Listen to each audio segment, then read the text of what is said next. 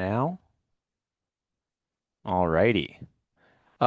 Folks, please feel free to chime in whenever you want. I'm not going to check the chat, and if people start, typing in the chat, please politely let them know for me that I won't be checking the chat, and you got to speak out loud. It's just too much to go back and forth between my tablet and the computer to see what everybody's writing. Okay, so flag me down as soon as you have any questions.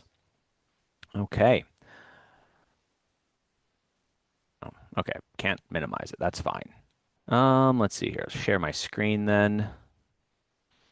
Okay. Just real quick, I've had some people asking me about what kind of reference sheets you're going to have available to you on the exam. I figured I might as well show you the exact one. So these are the four links that are going to be available to you. It's that classic, somewhat outdated periodic table now, not just the name, but also several of these elements have been filled in, but shouldn't affect our course at all. This is the list of polyatomic ions. You get the same names everywhere, our units and conversions sheet. And then finally, the new one, we're going to have this VSEPR theory sheet here. It has all of the detailed structures. We'll do a problem later on showing you how to solve one of the questions using this exact sheet. So hopefully that'll clear up some of the ambiguity around those questions. All right, let's dive right in. I've pulled a lot of these questions directly from the exam and just changed some of the numbers and wording up, maybe flipped around some of the elements so that it's not exactly the same thing. But you can expect that the exam is going to look really familiar if you spend time studying these questions, understanding what we did here. Okay, so this exam is going to be a lot more concept heavy. I'm sure you all are familiar with all of the readings that we had to do in the last couple of weeks. Well, it's all preparing us for these pretty heavy duty concepts. So there are a few different key phrases, vocab words that we're going to focus on. One of them is going to be electron affinity. Now, electron affinity means when an element wants an electron. If you have an affinity for something, you want that thing. And so, what situation would an element want an electron in? And how can you tell? Well, in general, elements want electrons more if it makes them more stable. And so, that begs the question, well, how can you tell if an electron will make an element more stable? This is where we have to rely on our understanding of electron configurations. So we can take a look at the periodic table and compare between bromine and arsenic. Maybe we'll draw out some electron configuration diagrams for them. So bromine is right over here. It's in the 7A group or 17. I like to just call this the halogens. And it's pretty close to being a noble gas. In general, being close to being a noble gas makes an element more hungry for electrons. So that's a point in bromine's favor. Let's go ahead and find the other element listed. I mentioned arsenic there. And arsenic is just a couple of rows or spaces over right there, element number 33. Now, I have an expectation based on where bromine is, but let's go ahead and draw out the electron configuration diagrams for both of these elements anyway, and we'll compare and contrast the two to see which is truly preferred here. I'm going to skip a lot of the busy work associated with electron configurations by utilizing what we call the noble gas shorthand notation. So in noble gas shorthand, let's see if my tablet's going to work for me here. Okay. So in noble gas shorthand, you utilize brackets and then the noble gas name right here to correspond to all of the core electrons for a particular element. The reason we can do that and just kind of ignore the core electrons is because they never react. Not even a little bit. They are very, very stable, way deep down in the center of the atom. And as a result, it's not really worth discussing, right? Chemists are concerned with chemical reactions and their properties, and core electrons just don't do anything. So let's see here. We are looking at bromine is the element we're considering. And so my core electrons are going to be everything that precedes this row. That would make argon the noble gas that I put inside these brackets. So I'm going to draw a little AR right there, and I close my brackets up. Be careful on the exam. It's computerized and it will ask you specifically if it wants the noble gas shorthand or if it wants the long electron configuration. All right. So make sure you're reading those questions carefully and don't use this where it isn't asked for. Okay, now what else goes in here? Well, bromine is the first row here where we have those transition metals. So I am going to need to include the 3d electrons in my electron configuration. It goes 4s2 for the potassium and calcium, and then 3d10 will cover all of the electrons in that transition metal row. And then bromine is just right here before krypton, and that's 1, 2, 3, 4, 5 spaces in, which means we're adding 5 valence electrons to that highest energy subshell, which is the 4p5. To draw this out in energy level diagram, what we would do, we have a little arrow up here that represents the change in energy, and I'll draw the 4s2 line right there, and then the 3Ds are filled in somewhere else. We don't need to really worry about them. They'd be in between the energy levels of the 4s and the 4p.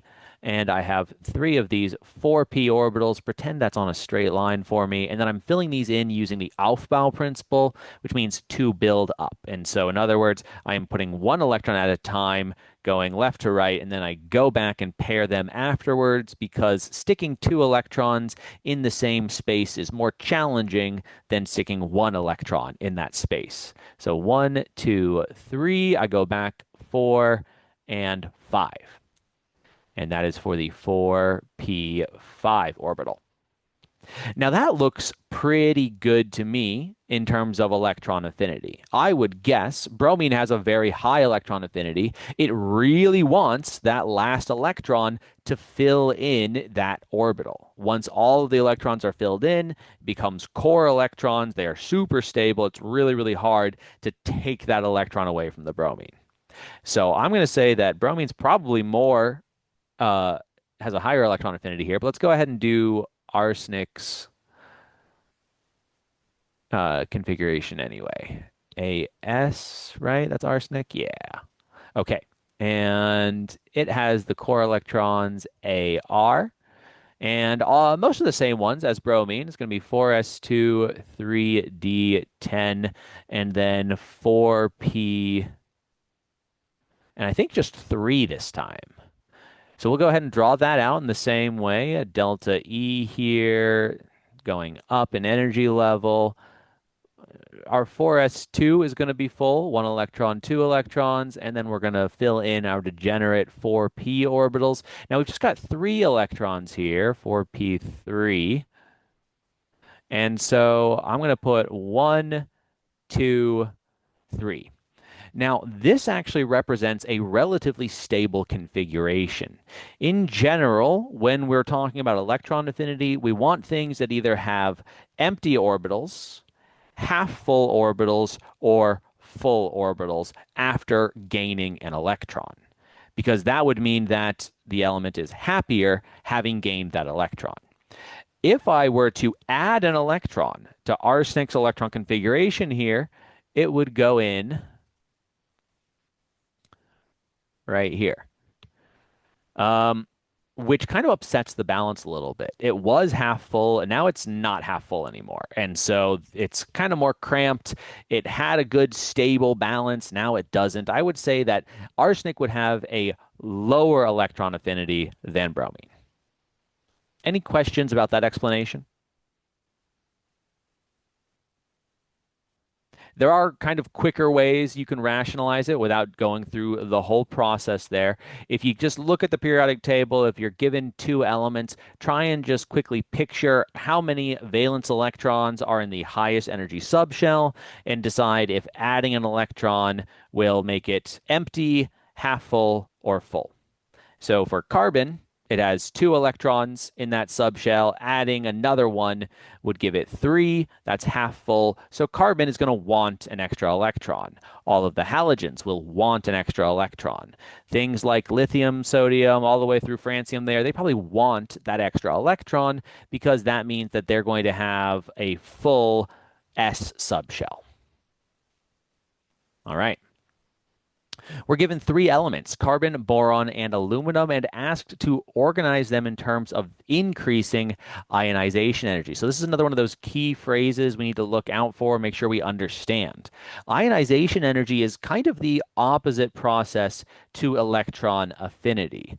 We don't call it proton affinity or anything because literally what we're doing here is we are stripping electrons away from the molecule using high-powered lasers. Going back to that previous question, sorry to interrupt. Sure. No, please. Um, would you be able then to look at the periodic table and say the closer the element is to the noble gas, the more likely they're going to want another electron? Hmm, that's a little tricky. If you actually, so there are tables of electron affinity values. I can pull one up right now, and I'd recommend you like give it a look. Not something that you would memorize. I certainly haven't. Um,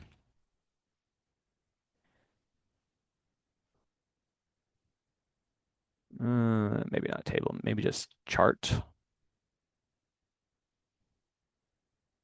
And they're not giving us what I'm looking for here, but you can kind of see the idea if I can get a big enough picture on the screen for you. Please load computer. Oh my God. I hate these websites. Let's try another. I just can't zoom in. Why can't I zoom in? Oh, because I was pressing shift, not control. There we go. Okay. So generally speaking, electron affinity is going to increase as you get closer to the noble gases. But like I said, there are some complexities where, for example, carbon wants an electron more than nitrogen does because it's filling in that half full orbital. And so there is a chance on the exam that you might be given 2 things that are close enough that it's worth doing the determination of their outer shell electrons. Okay, Oh, thank you. yeah, that wasn't even a very good table. There are some that actually have the right information. Yeah, here we go. So you can see here that boron is a little negative, carbon is significantly negative, and then nitrogen is kind of 0. It really doesn't like getting that extra electron. It doesn't do anything good for it. Oxygen's a little better again, and fluorine is really happy to have that extra electron. It wants it super badly. And so that's kind of what I'm getting at here. Again, you can see that same trend over here in group 2, that beryllium, magnesium, calcium, strontium, all effectively 0 compared to their neighbors, which are pretty happy to receive an electron. It is just a little bit more nuanced than close to the noble gases, but in a pinch, that's a good approximation. Um, Ionization energy, though, is a little simpler. It is pretty much about how close you are to the noble gases. The electron configuration diagrams can help in some cases, but let's go ahead and take a look at our periodic table for carbon, boron, and aluminum here. So we're going to be stripping electrons off of each of these and trying to decide if that's going to be easy or hard. In general, ionization energy decreases as you move away from fluorine towards lithium and down the periodic table. It's just easier to take electrons away from an element if that element is very, very large. And so cesium, for example, is going to have a really, really low ionization energy, meaning it's easy to take that electron away. Because it's way on the outside, cesium has 55 other electrons. It's not really keeping count anymore. Whereas somebody like lithium might struggle a little bit more to pull that electron away just because of the proximity between the protons and those outer shell electrons. They are much, much closer to each other, so lithium's holding on a little bit tighter. There are some peculiarities when it comes to ionization energies. For example, all of the noble gases are going to have huge ionization energies. The reason for that is because if you take an electron away from one of the noble gases, they already had a full subshell. They were really, really happy. If you take that electron away, well, that's going to destabilize the whole molecule or the whole atom. And so they really don't want to give up their electrons. Similarly, if you are taking an electron away from a full subshell or a half subshell, that's going to be just a little harder to do than if you were creating, let's say, an empty subshell or a half subshell. So you really want to be looking at those electron configurations and figuring out if it is full, half full, or empty before deciding if taking an electron is going to be easy or hard. And so in the case here, I would say that carbon would be the easiest, then boron, and then aluminum based on that trend.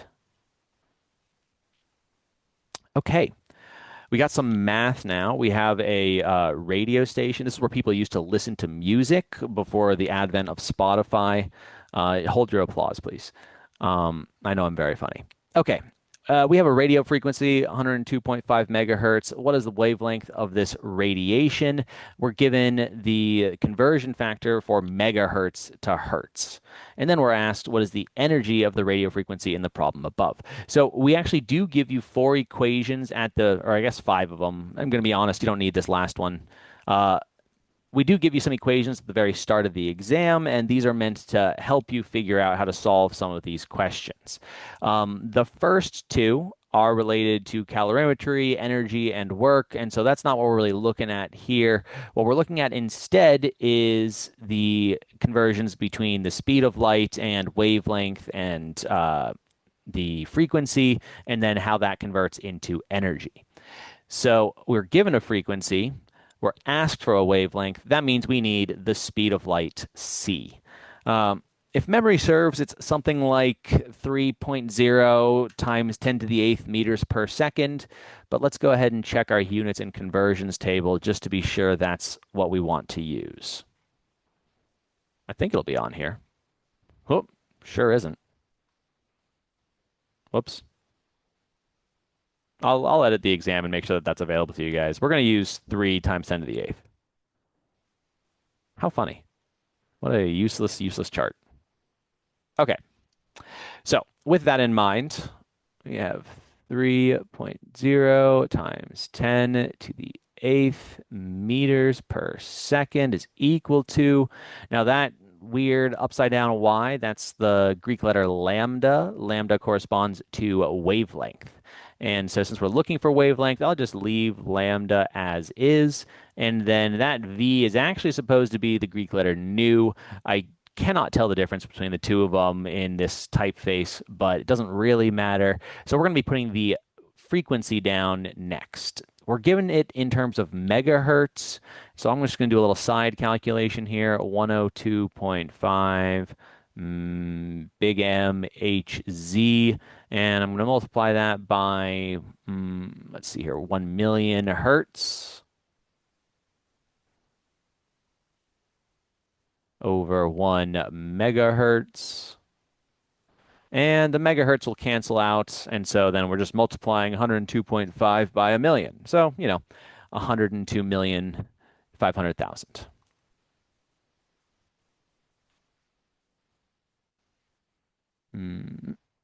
There we go.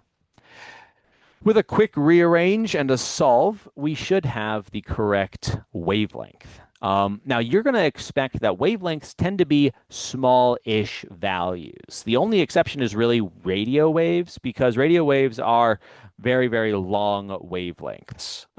They are all the way at the far low energy end of the electromagnetic spectrum. Okay, let's see. 3 times 10 to the 8th gives me that number divided by 102,500,000.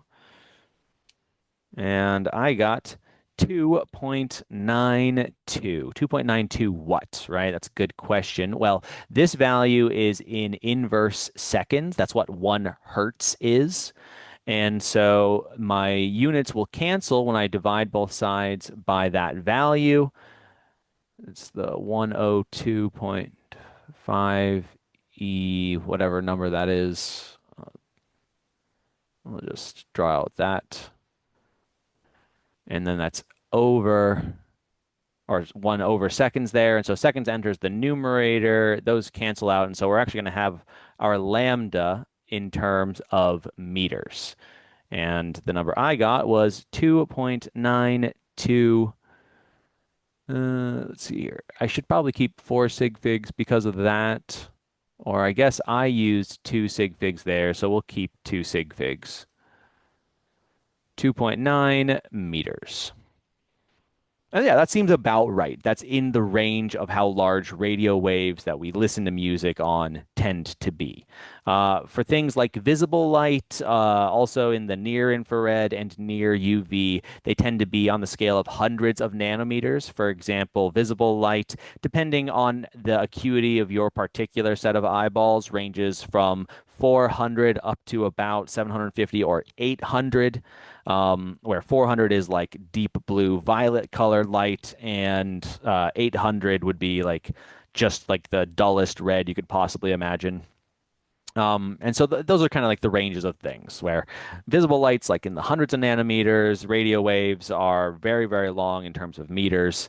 And then once you start getting into attometers and femtometers, those really tiny units, those tend to be super high energy light like gamma rays. Okay.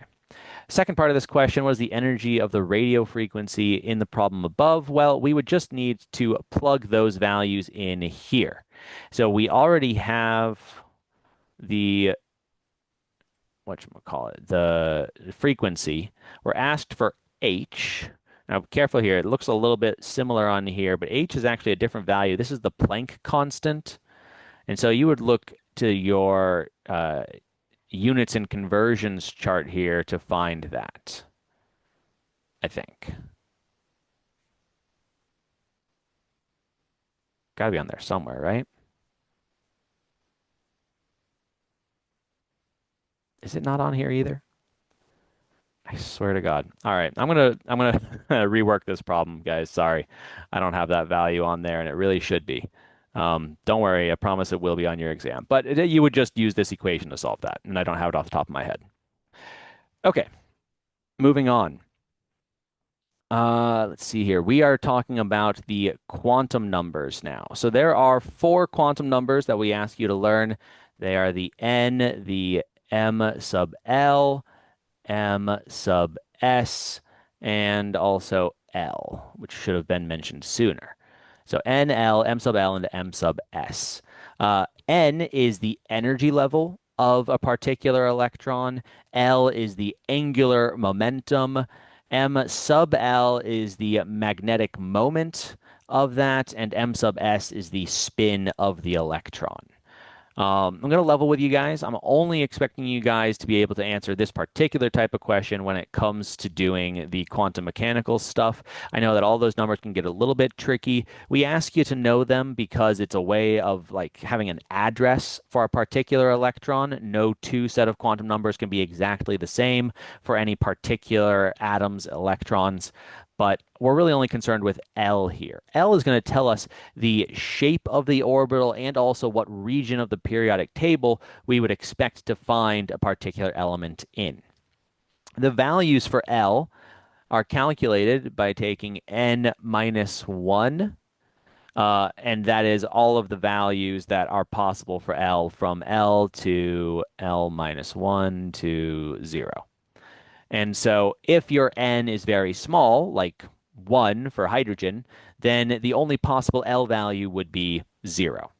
If your n were very large, like say you had uranium, for example, uranium is all the way down here in the 1, 2, 3, 4, 5, 6, 7th period of the periodic table, because you kind of jump down here.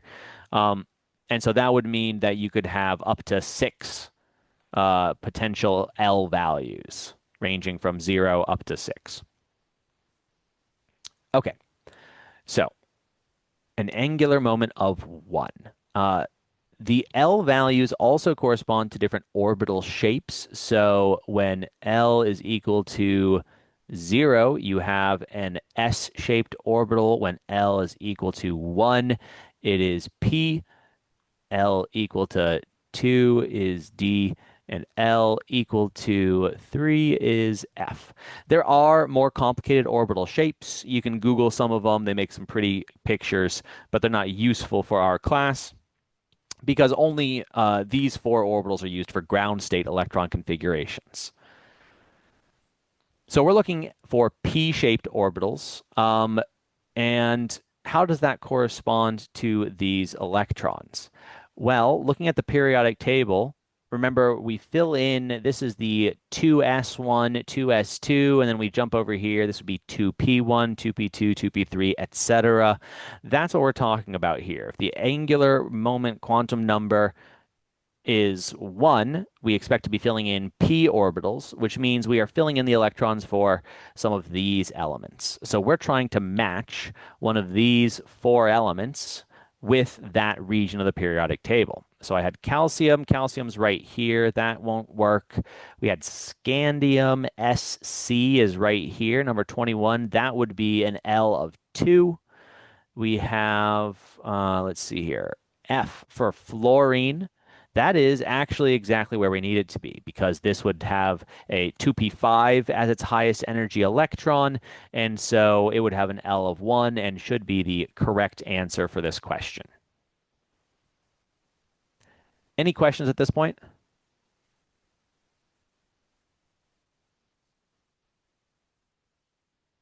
Okay.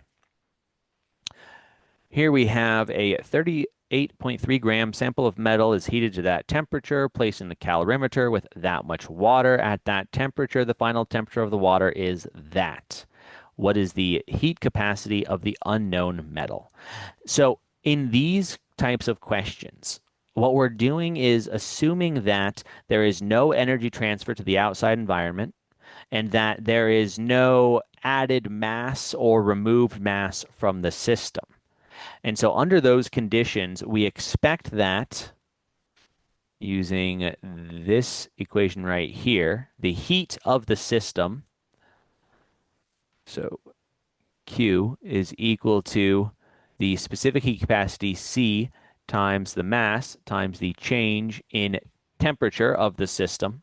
And if Q1, so the starting point, is equal to Q2, the ending point, which it should be if the calorimeter is sealed from the environment, that means we can set an equation up where the specific heat capacity C1 times the mass times the change in temperature, which is going to be the T final minus the T initial, is going to be equal to C2 M2 T final minus T initial.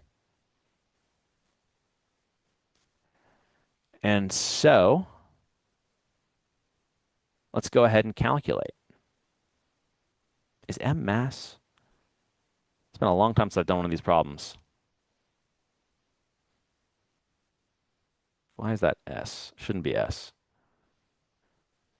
Am I setting this up right? Can someone chime in? Look familiar? Yes, that All looks. right. Great. I'm glad to hear it. Okay. So the specific heat capacity M or C1. Let's see here. What is C1 going to be? Well, we're looking for the specific heat capacity of the metal. And so let's just set that up as our unknown here. So C1 is our unknown.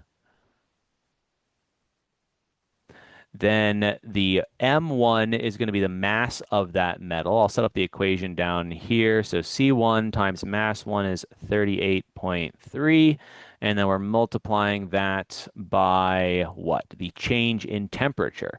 So the change in temperature, we go from 91.1 degrees Celsius to 33.8 degrees Celsius. It's really important that you keep the T initial with the correct object. And so the 91.1 needs to stay with the metal side of the equation.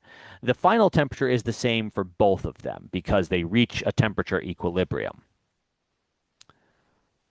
So T final is going to be the 33.8. We're subtracting this from the T initial, which is 91.1, and we close that parentheses off.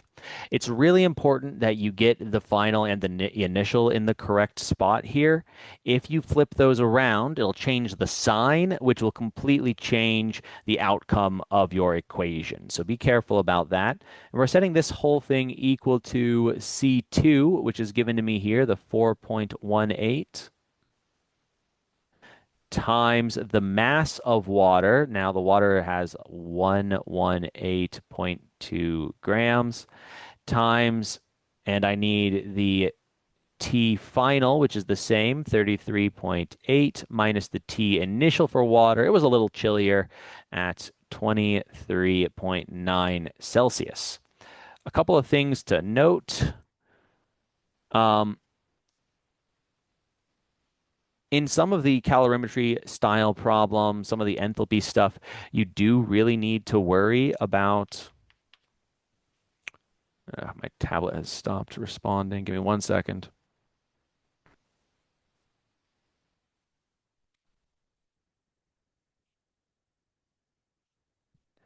In some of the questions, you do need to worry about changing your units into Kelvin, but not in the heat capacity questions because we have a change in value and the scale of both Kelvin and Celsius will result in the same change in temperature overall. So you don't need to worry about converting these. Okay, we're back. And so I'm going to go ahead and solve that side of the equation that's numbers only because it simplifies things quite a bit. I'll take my 33.8. I'm going to subtract the 23.9 from it. That gives me 9.9. I'm multiplying that by 118.2, and then I'm multiplying that by the 4.18. And so this gives me, on this side of the equation, it all simplifies to 4891.35. And on the other side of the equation, I'll simplify that as much as I can next. I'll take my 33.8 minus 91.1. Now that's going to give me a negative value, and it must be negative for this to work. I'm then going to multiply that by the 38.3. And that gives me a negative. Oh, sorry. I did forget one essential part of the equation here. One of these two values, one of these Q's must be negative. Sorry about that, because the heat out of one equals the heat into the other. So we're going to make this negative. That's got to be negative. Sorry about that, everybody. Okay. And it should be negative here as well. Okay. Yeah. Q1 equals negative Q2. You could actually have flipped that around where it's negative Q1 equals Q2. It doesn't matter at that point. You just need one of them to be negative at the start.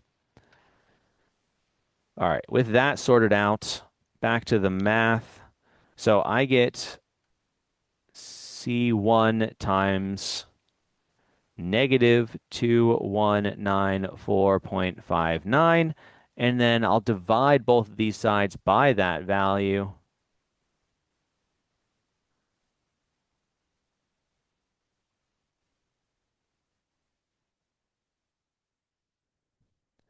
And that should give me my specific heat capacity. So I'm taking the negative 4891.35 divided by negative 2194.59.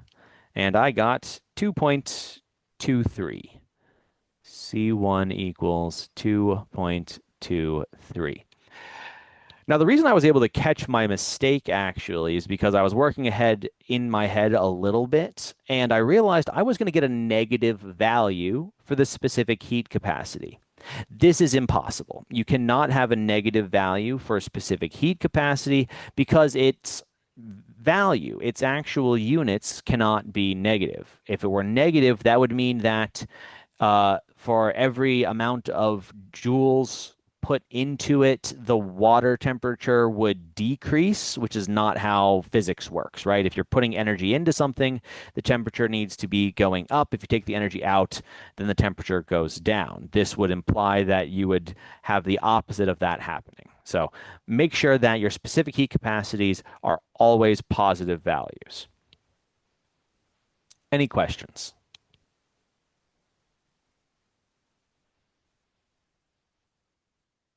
Okay. Back to some more electron configuration stuff.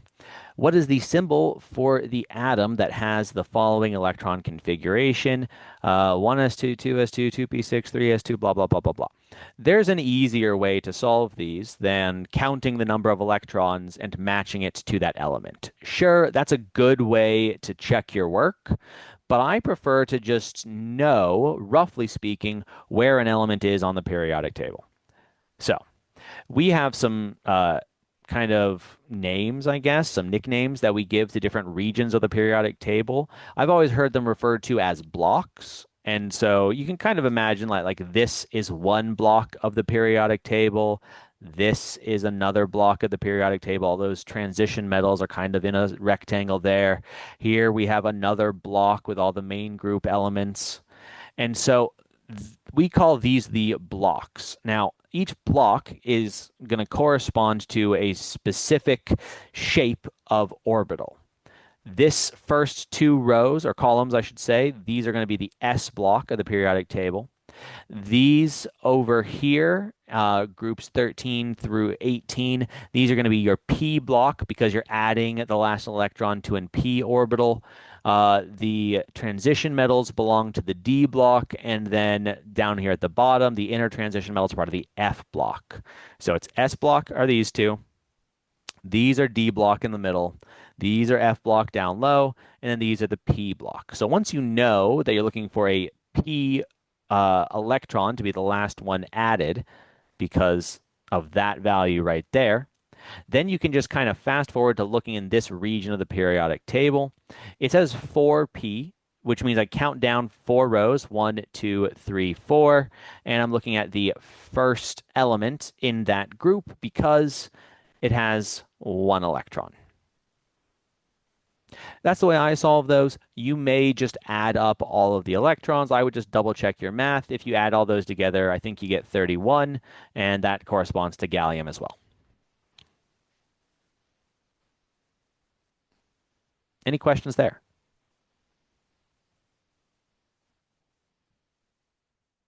Write something. GA. Okay.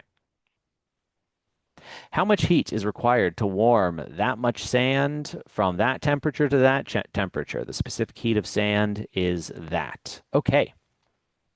So what I need to do is figure out which equation I'm using first. We're talking about heat. Heat is Q in chemistry, and we're warming a mass of sand from one temperature to another temperature. And so that seems to me like a heat equation. So I'm going to look over here, and we have that Q is equal to M times the specific heat capacity. That should be a C. I don't know why it copied as an S times the change in temperature. And so Q equals Cm delta T. I'm going to plug the different values in for their variables and just solve it pretty much. We do need to worry about converting some of the units. So 1.10 kg of sand, there are 1,000 grams per 1 kilogram, which means that we have 1,100 grams of sand.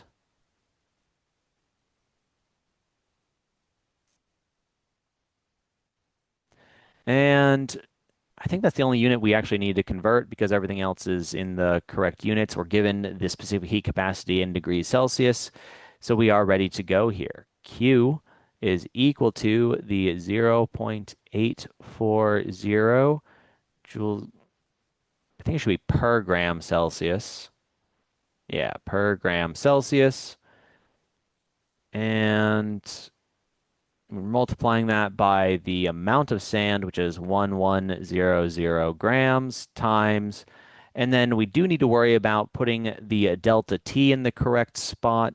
So it's TF minus TI is how you calculate for delta. And so the final temperature, it says from this one to that one, that makes 46.5 the final,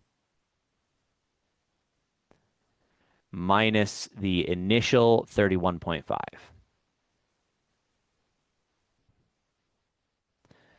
And then you just solve it. So I'll go ahead and go through the motions there to make sure we're getting the same answers. 0.84 times 1100, and then times the quantity 46.5 minus 31.5, close parentheses, and I got 13860 joules. If memory serves correctly, there was probably a question on your homework that asked for kilojoules instead of joules. Do be careful. Check the units that the exam is asking for. I don't remember off the top of my head which it is, but if it were asking for kilojoules, you would just convert this back to kilojoules by dividing by 1,000, and you get 13.86 kilojoules. Any questions there?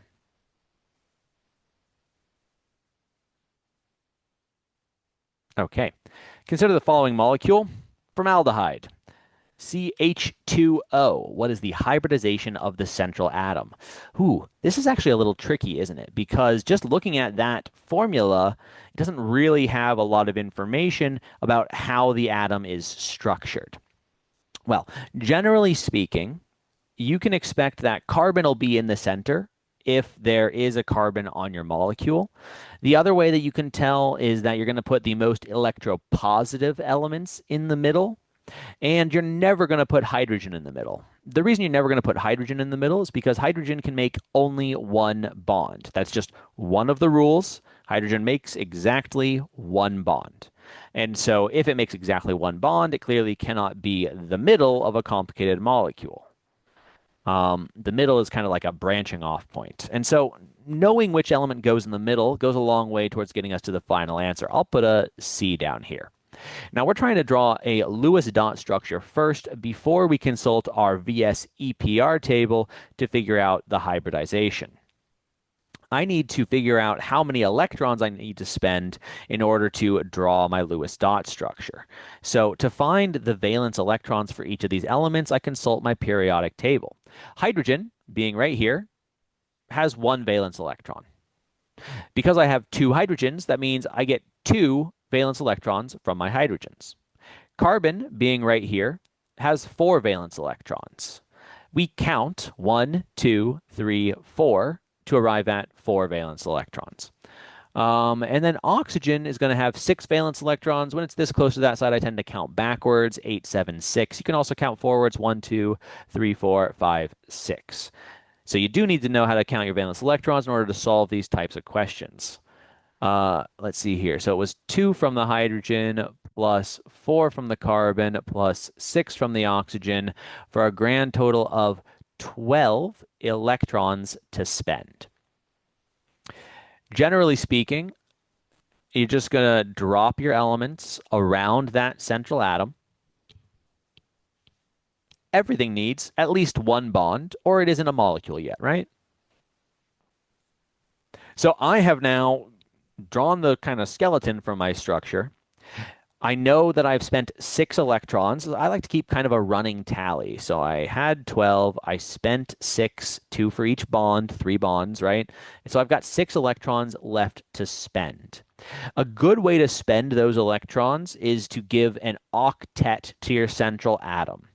The reason I like to give an octet to the central atom first is because it helps us understand how bonding might occur later on. If we need to do any double or triple bonds, they tend to branch from the center of the molecule. So carbon's got an octet, it's happy. The 2 hydrogens, they don't have an octet, but they're perfectly content with 2 electrons. Remember, based on their electron configurations, they tend to only take 2 electrons anyway, because that fills in the 1s2 orbital.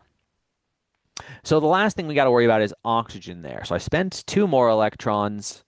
minus 2 more. That means I've got 4 electrons left to spend, and you're going to finish spending your electrons as lone pairs. Don't go adding lone pairs to the outer atoms until you've got everybody else sorted out. So now I got 1 lone pair and 2 lone pairs, making up 4 electrons total, so minus 4, and just like that, we are out of electrons. But we're not quite finished yet, because I notice our oxygen is sad. He doesn't yet have an octet of electrons.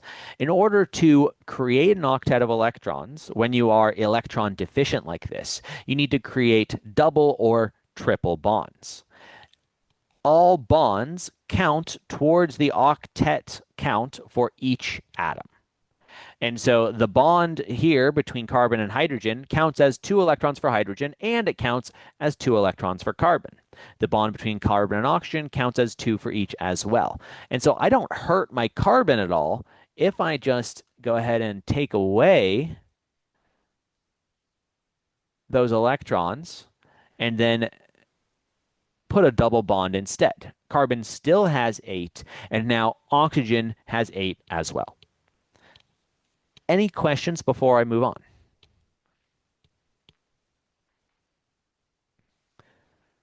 So now that we have this structure, we can look at our VSEPR table and try and figure out which one of these hybridizations it would be. So lucky for you guys, you don't have to memorize these. You just need to know how to read the word hybridization and then follow this chart. So I'm looking at something which has 1, 2, 3 regions of electron density. Let's see here. So on this chart, it calls it total domains. Domains are regions of electron density. It's the same thing.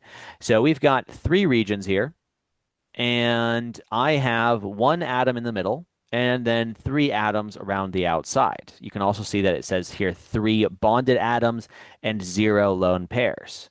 That lines up pretty well with the molecule we have. We have 3 bonded atoms, no lone pairs on that central carbon.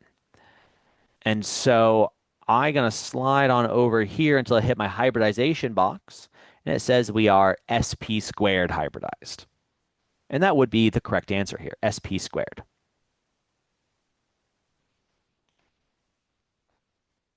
Now, when you all go on to your Chem 2 and further classes, you might hear people say things like sp2 or sp3. They're wrong. It is a superscript because it is a mathematical function.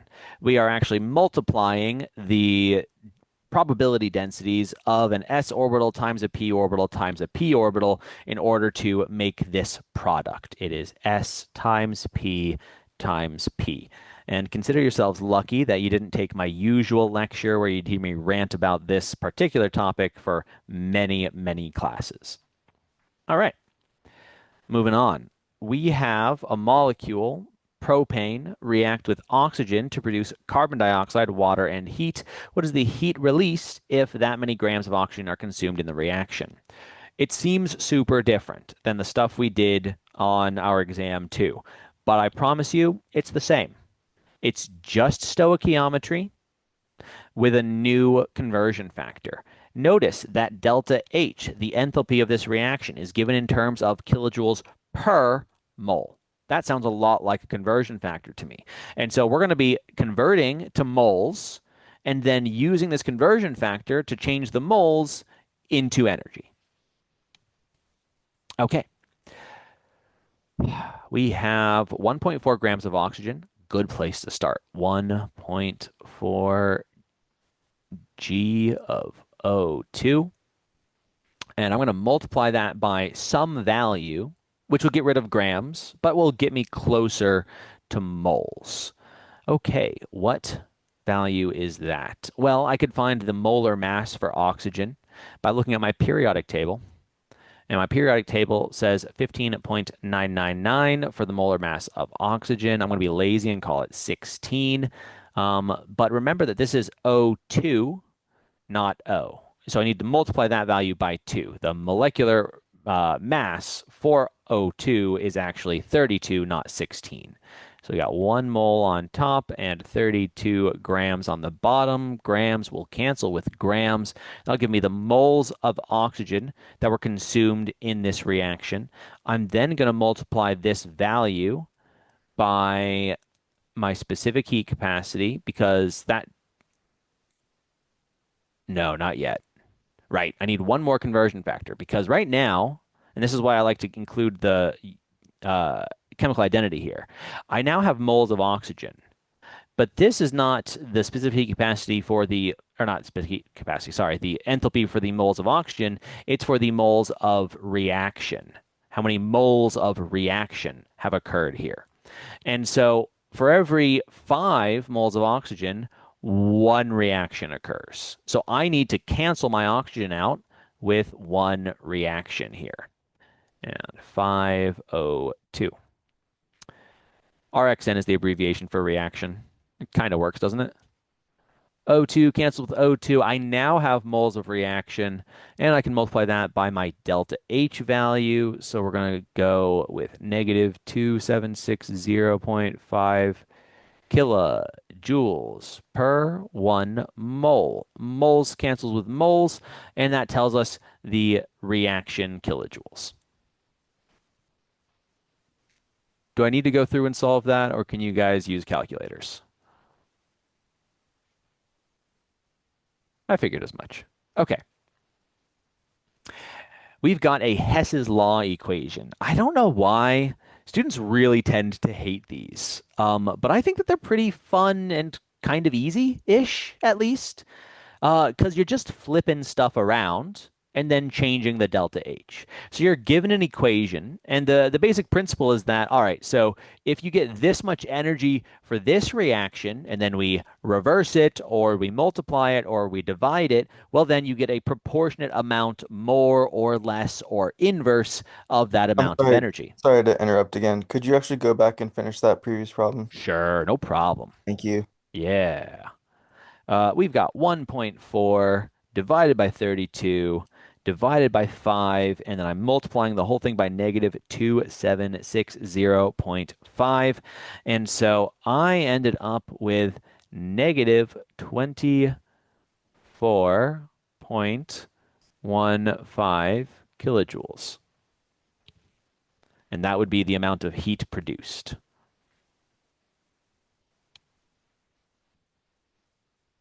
The reason this number is considerably smaller than the delta H for the reaction is because we can't do one reaction with 1.4 grams of oxygen. That is very, very little oxygen, considerably less than the 5 moles of oxygen required for this reaction to happen. So the value makes sense. Did that take care of it for you there, William? Yes, thank you very much. Yeah, no problem. I'm sure that value did look a little bit screwy. Um, Always good to double check. Okay, back to this one. So all we're doing here is multiplying, dividing, or inverting our delta H based on what the reaction does, right? In theory, if you take energy out of a reaction, you got to put that much energy back in if you want to invert it. And so we're given that aluminum plus oxygen makes aluminum oxide, and that releases heat. Now we're trying to reverse the process. We're trying to take that aluminum oxide and convert it back into aluminum and oxygen. So if we're flipping this equation around, so I got 2Al plus my 3/2 O2s will produce Al2O3. If I invert this, so if I go like this, whoop, flip it over, then I also need to multiply this value by -1. And so if I do that flip, I now have Al2O3 will become 2 aluminums and 3 halves oxygen. Now, that still isn't the correct amount of each of those. I need to figure out how to get from 1 aluminum oxide to 6 aluminum oxides.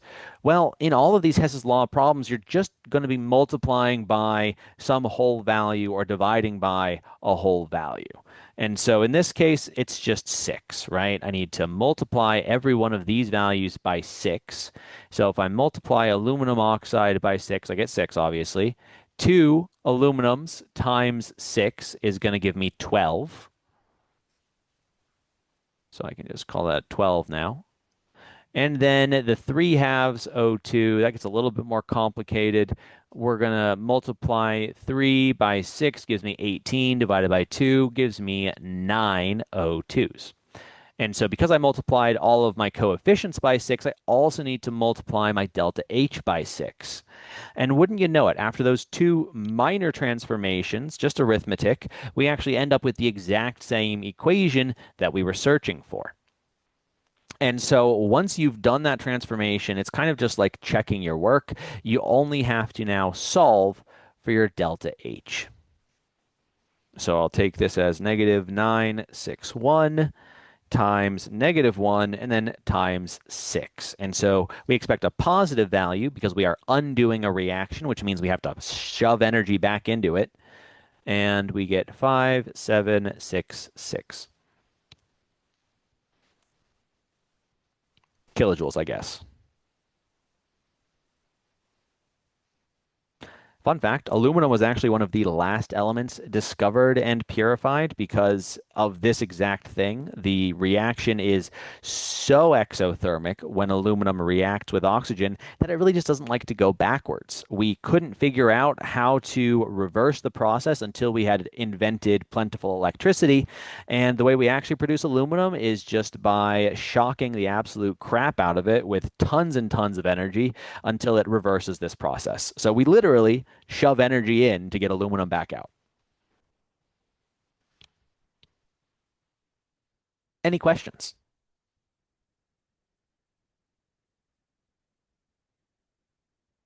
Okay. And the last one of the topics that I wanted to go over with you guys would be for writing electron configurations for the elements below. I didn't put the exact elements in here. And we've actually done a couple of these already, but I'll go ahead and do one more. Somebody just shout it out. What's your favorite element? Come on, I know you guys have one. Gold. Gold. Hey, that's a pretty good one. Yeah, let's do gold. So gold, Au from the Latin aurum. It is element number 79. And boy, this is going to be a long electron configuration. That's all right, though. So we're pretty much going to fill in everything all the way from hydrogen through xenon before we need to worry about it too much. I guess the ordering is kind of tricky. Let's go ahead and do it. So Au. We're always going to start with the first energy level, 1s2, 2s2, because the periodic table has a lot of information here when it comes to filling in the electron configurations. You can see that there are no 1p electrons because there's no other elements in that row. And so we're going to go fill in the 1s, then we jump down here to the 2s. So 2s2 fills in. Then we'll do 2p6. That fills us in all the way through neon. Then it's 3s2, 3p6, 4s2. Now here's the first place where it gets a little tricky. The d orbitals are so complicated in their geometry that they don't tend to fill in until you have higher energy levels, pretty much. So once you get to that fourth energy level, it's now favorable for electrons to start populating a lower energy level, but a more complicated orbital structure. That's the way I've always thought about it anyway. And so you fill in 3D after 4s. Similarly, once we get down to the Fs, it's 4F gets filled in after the 6S, and then after we finish filling in the 4F, then we're jumping up to the 5D, and then finally back to the 6P. So 4S2, and then 3d10, 4p6, 5s2, 4d10, 5p6, 6s2. So now that we're at 6s, we're really close to gold. It seems like we're almost home free there, but we have to consider the f orbitals. Remember, the first f orbital starts 2 energy levels down from the preceding s electrons. And so since these two were 6s2, this one would be 4f. And how many electrons go in this orbital? It turns out that there's a lot of variance in whether people consider lanthanum to be uh, a inner transition metal or a regular transition metal. Just remember that it's 14 elements across here. You can always count 1, 2, 3, 4, 5, 6, 7, 8, 9, 10, 11, 12, 13, 14. That seems like 15, but it would kind of be the 15 that's missing from right here. So 14 F electrons. Ran out of room there, so I'm going to start back over here for F14. And then we're in the 5Ds now because we were at 4D10 before, so now 5D. And then we just need to count the number of spaces over to gold, which would be 1, 2, 3, 4, 5, 6, 7, 8, 9 electrons. So 5D9. And that would be the electron configuration for gold. Now, if you want to do the noble gas electron configuration, which I sure would have loved to do, I would have just started at xenon, Xe there, put that in brackets, close those brackets, and then I just kind of omit all of the electrons before the row that starts gold. So 6s2, 4f14, 5d9 would go right down here.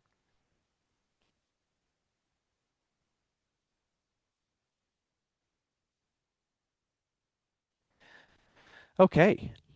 Any other questions?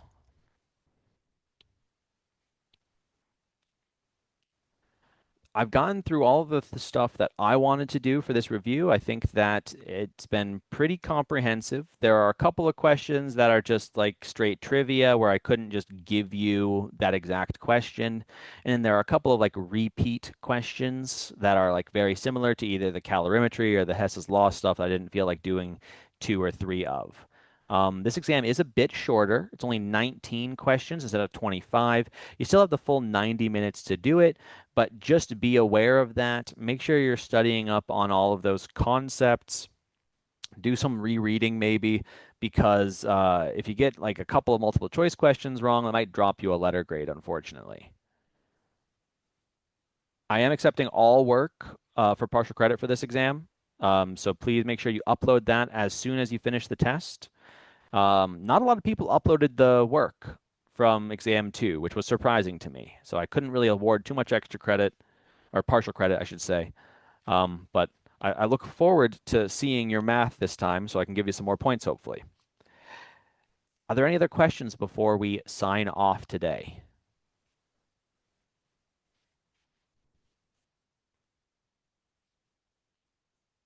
Okay. Well, it's been a blast, guys. Thanks very much for hanging out.